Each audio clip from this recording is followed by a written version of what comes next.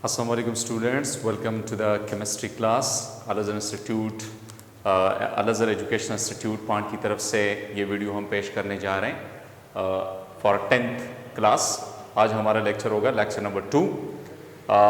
Last lecture जो कि था लेक्चर नंबर 1, वो मुश्तमिल था इस चैप्टर का जो इंट्रोडक्शन है उसके बारे में कि केमिकल इक्विलिब्रियम क्या है। हमने केमिकल इक्विलिब्रियम का डिफिनीशन, उसके ऊपर हमने एग्जाम्पल पेश किया था और रिवर्सिबल इरिवर्सिबल रिएक्शन के बारे में हमने काफ़ी डिटेल के साथ पढ़ा था। फिर ग्राफिकल रिप्रेजेंटेशन के हवाले से हमने पढ़ा था। तो आज हमारे ये 2 टॉपिक्स हैं, लेकिन मैं कोशिश करता हूँ कि इन दोनों टॉपिक्स को मैं कंप्लीट करूँ। तो इस सेकंड लेक्चर में जो मेन टॉपिक्स है वो है law of action, law of mass action and derivation of the expression for equilibrium constant. So चलें लेक्चर का बाकायदा आगाज करते हैं। ये जो आपको दिखाई दे रहा है ये बड़ी डिटेल के साथ मैंने लॉ ऑफ मास एक्शन को एक्सप्लेन किया है। पहला जो टॉपिक है हमारा that is law of mass action. Norway से बिलोंग करते हैं ये दोनों साइंटिस्ट, जिसका नाम है सीएम गोल्डबर्ग है और पीटर वेग है। कुछ स्टूडेंट वेज कहता है, लेकिन वेज असल प्रोनाउंसिएशन नहीं है, इसको वेग कहा जाता है। सीएम गोल्डबर्ग एंड पीटर वेग, इन दोनों का ताल्लुक था नॉर्वे से और ये दोनों ही केमिस्ट थे। और इन लोगों ने पेश किया था कि किसी सॉल्यूशन कि जो एक डायनामिक इक्विलिब्रियम में हो तो उसका बिहेवियर कैसे मालूम किया जाता है। How to predict, how to show the behaviour of a solution at dynamic equilibrium, किसी भी सॉल्यूशन का। लेकिन इसमें बात होती है डाइल्यूट सॉल्यूशन की। लॉ ऑफ मास एक्शन हम सिर्फ अप्लाई करते हैं वो डाइल्यूट सॉल्यूशन के लिए अप्लाई करते हैं।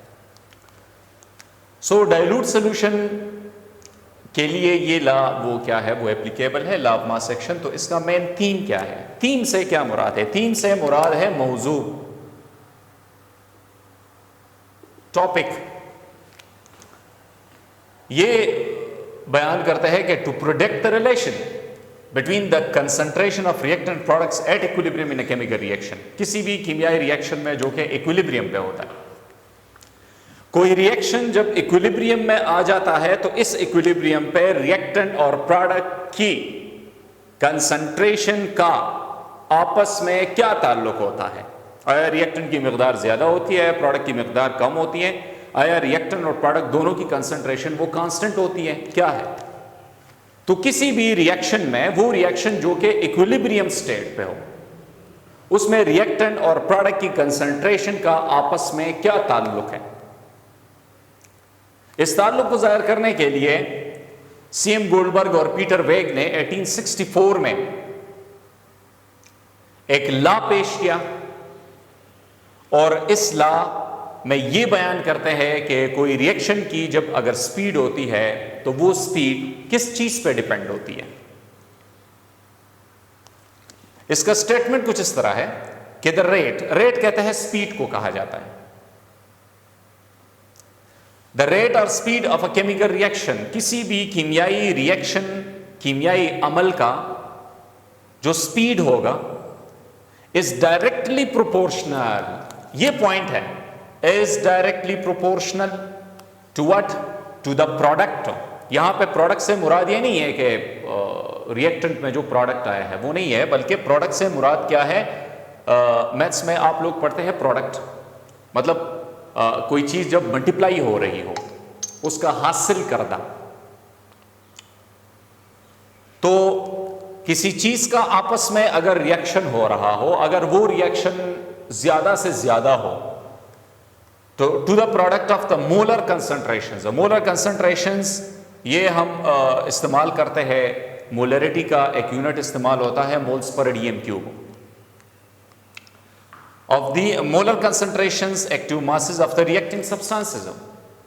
Let's suppose अगर हम ये कहें कि दो आदमी आपस में लड़ाई कर रहे हैं, अगर हम वैसे सरफेस टाइप लड़ाई करते हैं तो ना उनको इतना ज़्यादा मार देनी पड़ती है और ना वो जो मार खाने वाला होता है।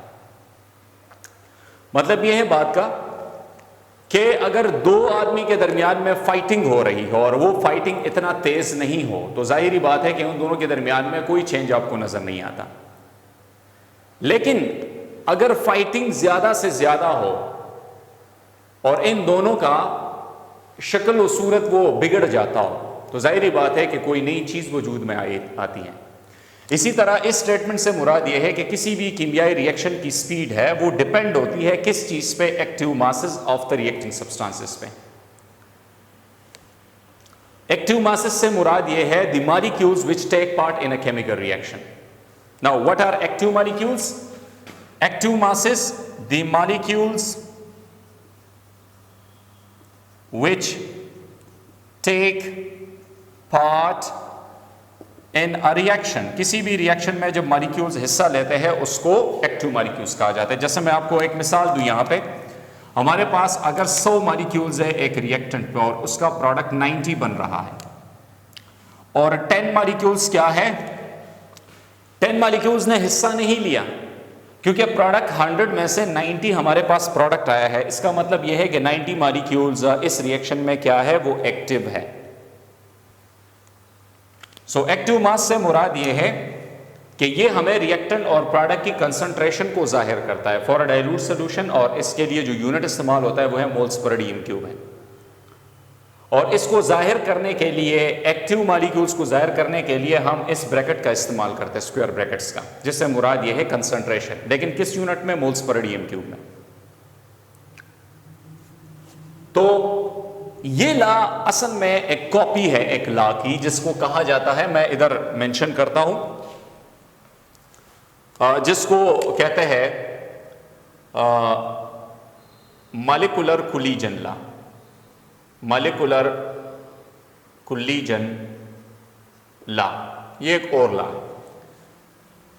इसमें कहते हैं कि लेट्स सपोज अगर हमारे पास कोई बंद डब्बा है उसमें 2 बाल्स हैं, एक दूसरा डब्बा है उसमें 4 बाल्स हैं, एक तीसरा डब्बा है उसमें 6 बाल्स हैं।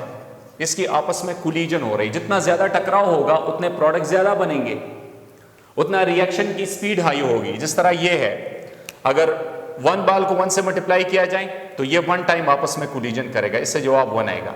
ये करेगा 2 मल्टीप्लाइड बाई 2, ये इससे कोलिजन करेगा, ये इससे कोलिजन करेगा, ये इससे करेगा, तो 2 is equal to 2 multiplied by 2 is equal to 4। इस तरह ये इससे करेगा, ये इससे करेगा, ये इससे करेगा, इस तरह इसकी आपस में कोलिजन होगी। तो 3 multiplied by 3 is equal to 9।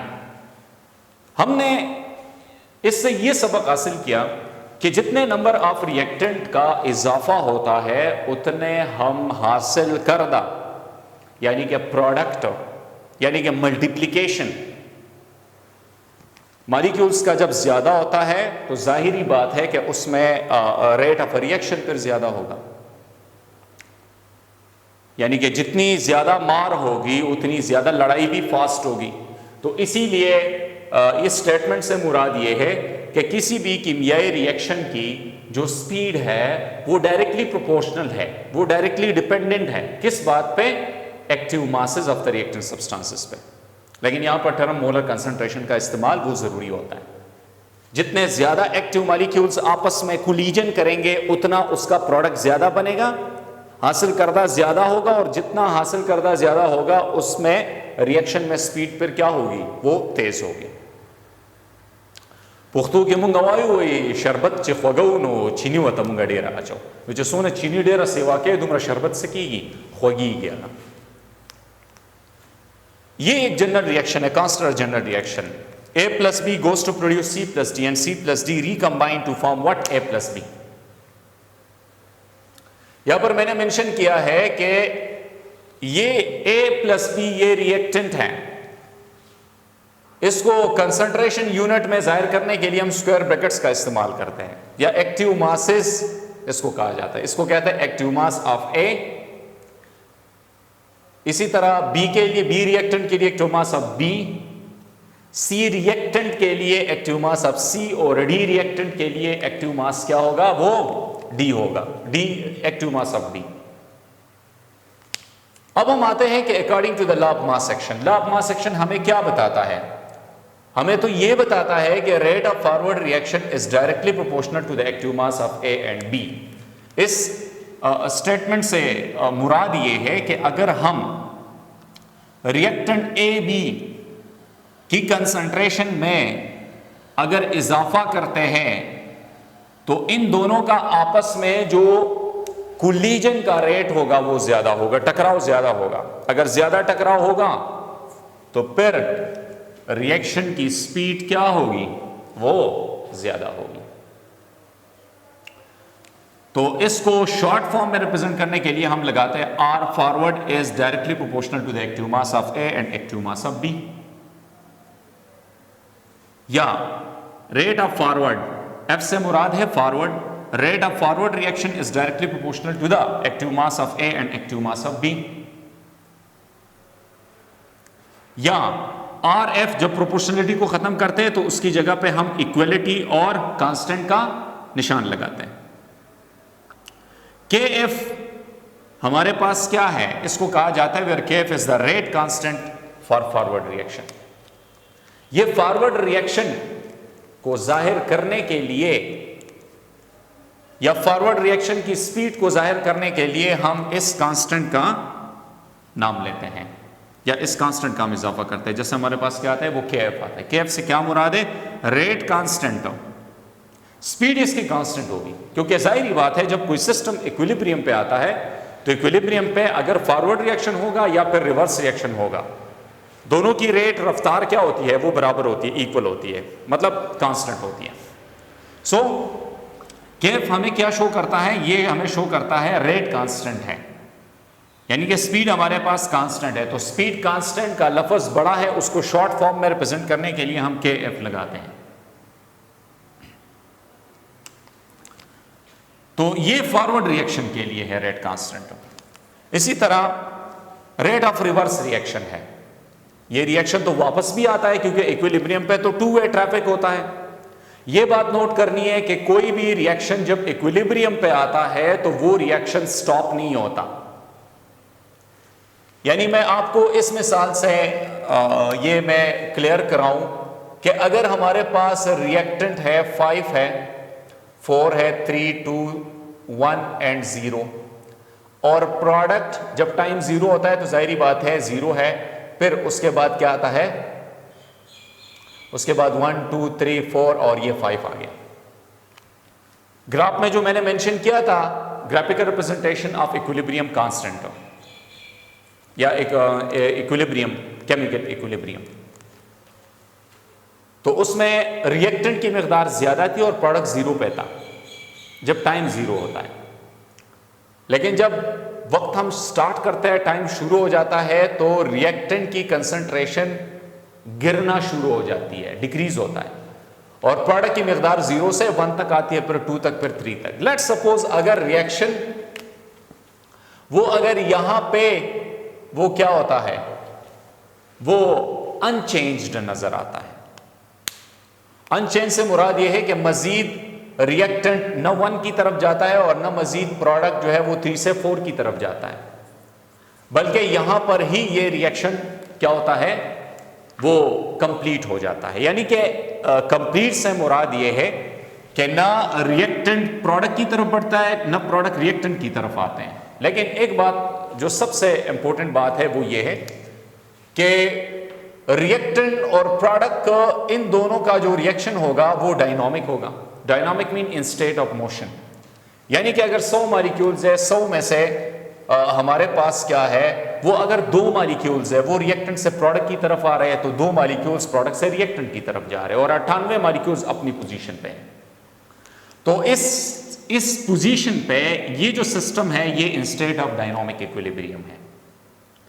तो आते हैं फिर से कि रेट ऑफ फॉरवर्ड रिएक्शन के लिए तो हमने यहां पर ये इक्वेशन लिखा। अब आगे बढ़ते हैं कि रेट ऑफ रिवर्स रिएक्शन, अगर रिएक्शन वापस की तरफ भी आ रहा है तो रिवर्स रिएक्शन के लिए C and D, active masses of C and D, इसकी कंसंट्रेशन होना, मतलब है अगर इसकी मकदार हम बढ़ाते हैं तो रेट ऑफ रिवर्स रिएक्शन बढ़ेगा, क्योंकि इन दोनों का आपस में फास्ट कोलिजन होगा। जितने ज्यादा कोलिजन्स होंगे तो जाहिर बात है कि उतने ज्यादा प्रोडक्ट्स बनेंगे, और जितने ज्यादा प्रोडक्ट, मतलब प्रोडक्ट मींस मल्टीप्लिकेशन, जितना ज्यादा मल्टीप्लिकेशन होगा उतने ज्यादा क्या होंगे, रिएक्शन की जो रेट है वो बढ़ेगी। तो रिवर्स रिएक्शन फिर क्या आएगा, उसकी स्पीड भी बढ़ेगी। तो रिवर्स रिएक्शन को जाहिर करने के लिए आर रिवर्स हम लगाते हैं, that is proportional to concentration of C and D या active masses of C and D. इसको शॉर्ट फॉर्म में रिप्रेजेंट करने के लिए आर आर हम लगाते हैं is proportional to active mass of C and D, या R R is equal to, proportionality को खत्म करने के लिए इक्वलिटी का साइन और रेट कांस्टेंट का साइन, ये लाइन ये जरूरी होता है। सो के are, where K R is the rate constant for reverse reaction. तो वापस जब रिएक्शन रिएक्टेंट की तरफ आ रहा होगा तो उसकी स्पीड भी क्या होगी, इक्विलिब्रियम पे वो भी कांस्टेंट होगी, वो भी इक्वल होगी, बराबर होगी फॉरवर्ड के साथ। सो कांस्टेंट के लिए रिवर्स के लिए के आर लगाते हैं, तो जब सिस्टम इक्विलिब्रियम में हो तो क्या होगा, rate of forward reaction is equal to the rate of reverse reaction होगा। इसकी वैल्यूज लगाएं, रेट ऑफ फॉरवर्ड रिएक्शन के लिए आर एफ हम लगाते हैं is equal to R R हम लगाते हैं, ठीक हो गया। और उसके बाद फिर क्या है, उसके बाद फिर आता है कि के एफ, यानी कि इसकी जगह पे हम ये चीज लगाते हैं K F into active mass of A and active mass of B is equal to K R into active mass of C and D. इससे मुराद ये है कि rate of forward reaction is equal to the rate of reverse reaction, ये law of mass action. अब इसकी जो concentration है उसको जाहिर करने के लिए हम लगाते हैं, हमारा जो फिर नेक्स्ट टॉपिक होगा that is expression for what, equilibrium constant. यानी कि इक्विलिब्रियम पे जो कंसंट्रेशन कांस्टेंट आ जाती है तो उसको मैथमेटिकल फॉर्म में जाहिर करने के लिए हम इक्विलिब्रियम कांस्टेंट एक्सप्रेशन वो डिराइव करते हैं, वो हासिल करते हैं। यानी कि किसी सिस्टम में जब इक्विलिब्रियम आ जाता है तो इक्विलिब्रियम पे रिएक्टेंट और प्रोडक्ट की कंसंट्रेशन क्या हो जाती है, वो कांस्टेंट होती है। तो कांस्टेंट कंसंट्रेशन को जाहिर करने के लिए हम एक मैथमेटिकल डिराइवेशन, हम एक फार्मूला निकालते हैं और जिसको फिर कहा जाता है इक्विलिब्रियम कांस्टेंट एक्सप्रेशन उसे कहते हैं। तो इंशाल्लाह इक्विलिब्रियम कांस्टेंट एक्सप्रेशन ये हमारा अगला टॉपिक पर होगा, और आज के लिए ये टॉपिक काफ़ी है। तो कल इंशाल्लाह नई वीडियो के साथ हाजिर होंगे, तब तक के लिए इजाज़त, अल्लाह हाफ़िज़।